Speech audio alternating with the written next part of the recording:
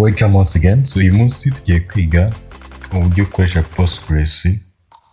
We setting up Postgres muri setting up Postgres yawe ukoresheje Docker. So niyo somo tugiye kwiga uyu munsi.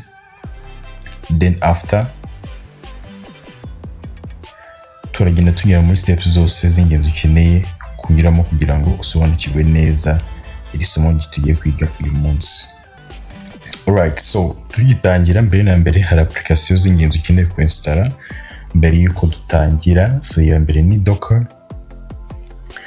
Kenshi ukazayisanga ifite ino icon bivuze ngo urajya kuri website ya Docker official website, uje kuri Docker downloading unayiinstall ku steps nta bintu bidasanzwe birimo, no kuinstall application bisanzwe. Then ushaka application bita Beekeeper Studio, ndazo kwibereka bayita Beekeeper Studio.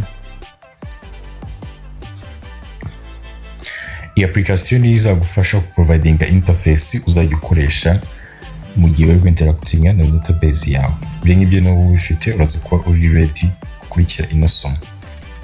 Ndibuze gutanga link muri comment ya mbere, link ya Docker aho downloading Docker, ndetse na link ya ukora Beekeeper Studio kugira ngo bitazakugora kujya kubyinstall.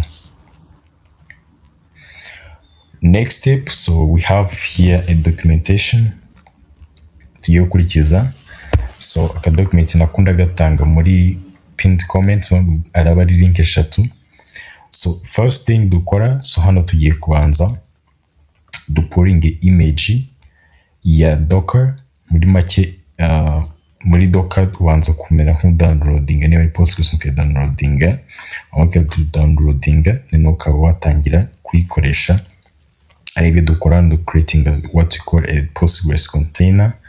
Muri Docker tubita ama containers kwako hanga ushobora gukora instance nyinshi cyane zirenze imwe bitewe n'ibyo ukeneye ko bingana.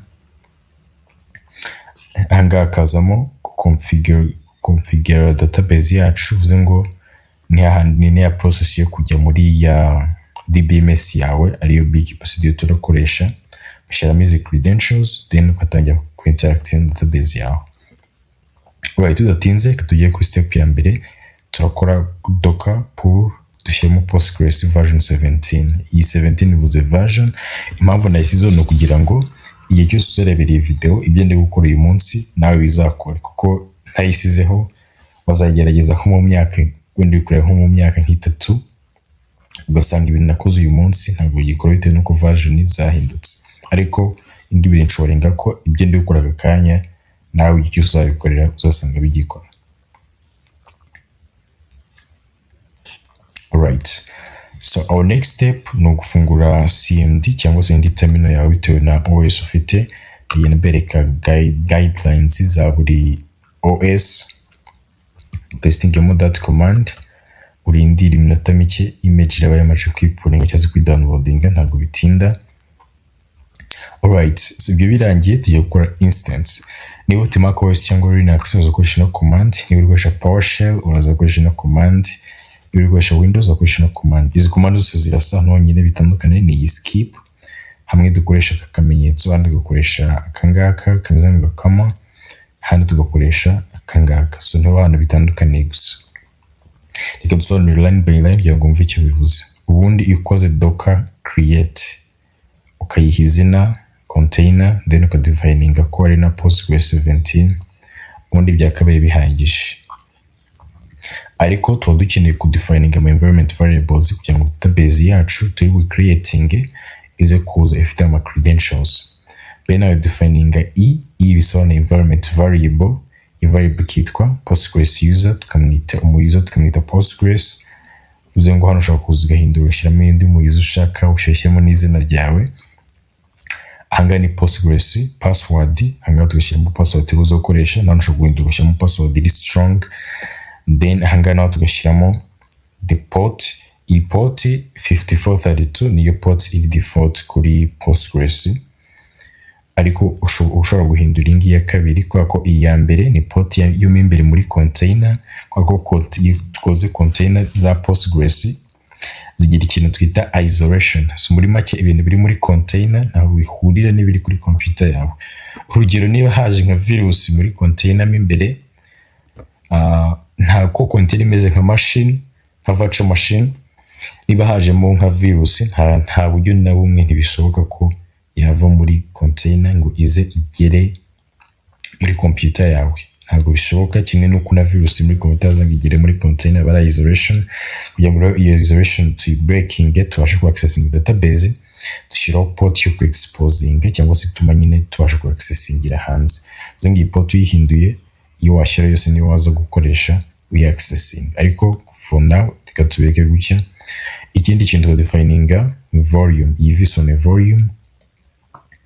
Iyi volume tukayiha location aho iri buze kuba iri located. Muri make twahise Postgres data, then tukayiha location yo muri var lib Postgres data, Postgres data. Ibi ngibi ikintu bifasha, ibi ngibi iyo utabikoze docker yawe urayiraninga, docker urayiraninga, data ukazisavinga neza, ariko iyo container uyifunze byose bihita bivamo. Ariko iyo wamaze gukora ino volume uri separate, iyo docker ya container uyisibye cyangwa se crashinga, data zihita zivamo. Ariko iyo wakoze volume, naho iyi container wayisiba ukongera ugakora indi, ukongera ugakora indi nshyashya, nanone nyine ukayiha iyi address, ubundi ihita igenda ikayifata ya address, za data zigahita zigaruka. Nta bintu byinshi bigusabye, password zo naho wazihindura, ariko iyi address yari imwe bihita byiconnect. Okay, so turakopi no command kwa dukoresha cmd, ubwo bitewe n'ibyo ukoresha uraza gukopiya.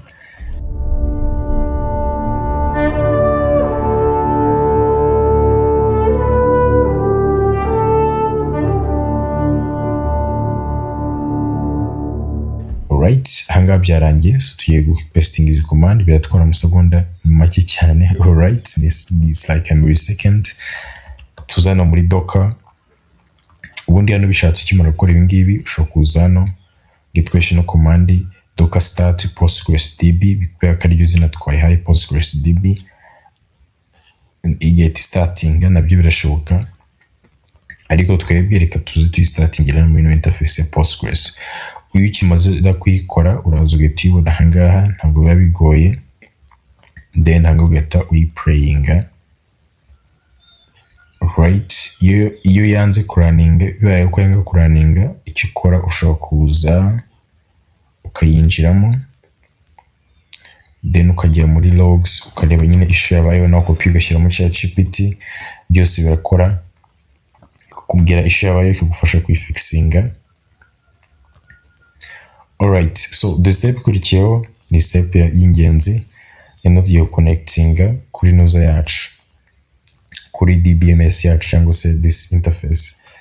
Nkuko nabivuze, turakoresha application yitwa Beekeeper Studio, ariyo iyi ngiyi natangiye mbereka. Application niyo nziza ko ifite interface isa neza, no kuyikoresha byoroshye, ifite experience nziza kurusha indi DBMS yose ushobora kwifuza gukoresha. Alright, so hano turaza ni iyi ngiyi, then turaza ahangaha. Iyo ukifungura rero bwa mbere nuko bimeze, turaza ahangaha, then icyo dukora. Alright, so turi buze ahangaha duhitemo language cyangwa se database dukeneye ikoresha supporting database nyinshi cyane. Hari MongoDB, hari n'izo ushobora gusanga utazi, Firebird, ni nyinshi cyane, ariko twebwe dukeneye ni Postgres. Then uhita tubaza ibi ngibi bikurikira. So ibi byose biri hejuru biri prefilled na ya port, kiri kuba wayihinduye nibwo waza ugashyiramo iyo wasikoresheje, ku buryo nacyo wende mu buryo twabikozemo nta kintu kintu guhindura hano.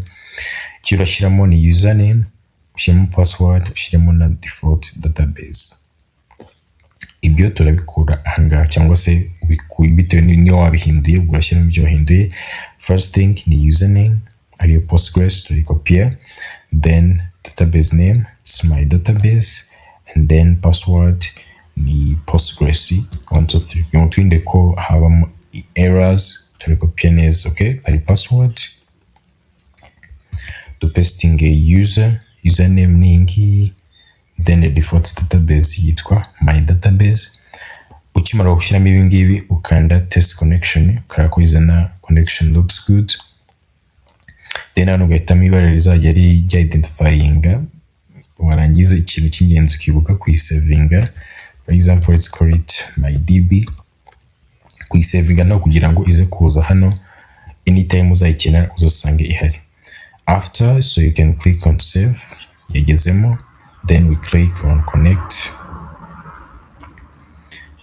In no time iraba yabaye connected, so we can test a few things kugira ngo turebe ko ibyo twakoze ari byo. So to creating a table nshyashya, so let's create a table. Create table, we name it users. We name it to creating a table, and not to it users. Hanyuma ahangaha step ikurikiraho ngaha tugiye gushyiramo attribute like properties z'iyo table. For example, turayiha id turagira serial, then primary key. Serial no kugira ngo ize gufata ama sequence from 1 2 3 igenda ikomeza. Iyo turi gukoresha ya database yindi ya MySQL ho dukoresha ikitwa auto increment, so ni dufasha ngo bidukorere nk'ibyo ariko muri Postgres dukoresha indi ya serial. Then we add username iraza kuba virtual cyangwa se variable character, then we give it 50 characters and then we make it unique. And last but not least, for example, let's give it an email. Kubera ko email ibyayo bisa n'ibyi, so we copy and we paste. And finally, you can just give it a password, ariko it's not necessary for now. If you dukora urahita first of all kano uragasiba, ntabwo kaba ari ngombwa kuri news ya nyuma. Then urafata selecting, then run selection. Ibi ngibi bikora mu gihe ushobora kufitemo code nyinshi ukeneye kurunning a small part, no kwa kutwebwe dufitemo izi code gusa, so you can learn all n'ubundi nizo zonyine ziri learning. Well done, our new database is created, so you can do other operations.